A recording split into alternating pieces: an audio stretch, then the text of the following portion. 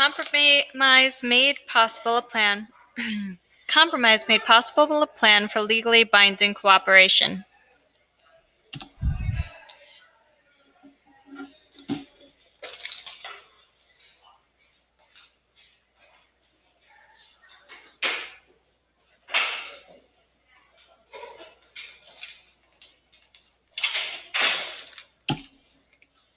Compromise made possible a plan for legally binding cooperation.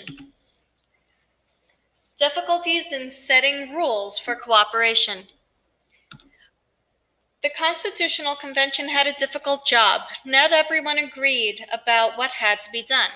The representatives really had no legal authority to write a new constitution.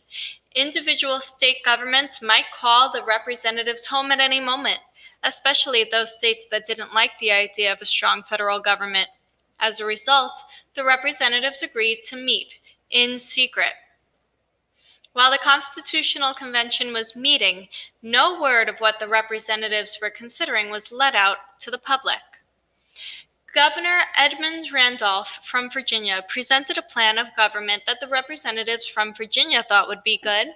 Their plan, the Virginia Plan, would transfer some power from the states to the federal government. Instead of having one vote per state in Congress, the Virginia Plan would be representation in Congress on the state's population. In the plan, states with a greater population would get more representatives. For example, a state that had 4 times as many people as another state might get 4 times as many representatives. At the time, Virginia had the largest population and would have the most representatives in the proposed new Congress. That plan would give Virginia more influence in the new government.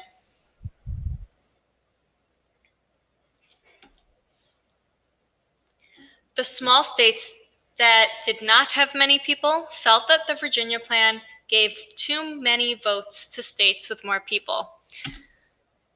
So the small states met to make their own plan.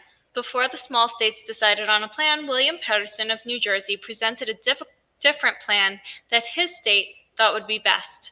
3 days later, Alexander Hamilton of New York suggested still another plan. The representatives realized that agreeing on any one plan was going to be difficult. Setting up rules that required people to cooperate turned out to be very difficult. The representatives disagreed on many points about how the federal government should be set up.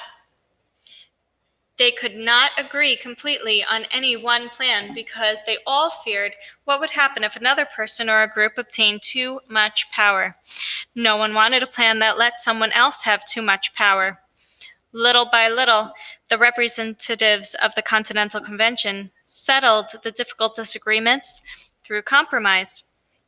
Compromise is a form of accommodation where each side gives in a little to the other side to find agreement. A compromise settled the problem of representation in Congress. In 1781, the Articles of Confederation had given one vote to each state, no matter how large or small. At the Constitutional Convention in 1787, the representatives knew that the new Congress was going to be able to pass laws that all the states would have to obey.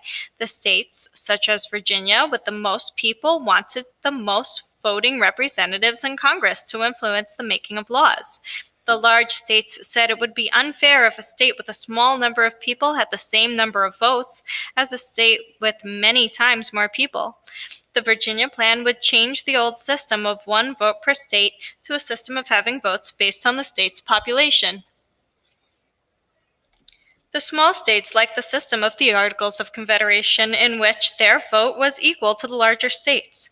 The small states were afraid that if one vote were changed, the large states might take away the rights of the smaller states.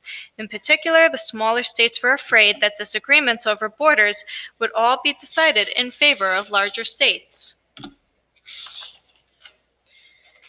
The solution was the Great Compromise. The representatives from Connecticut found a solution that was called the Great Compromise. They suggested that the Congress would have 2 separate parts called houses.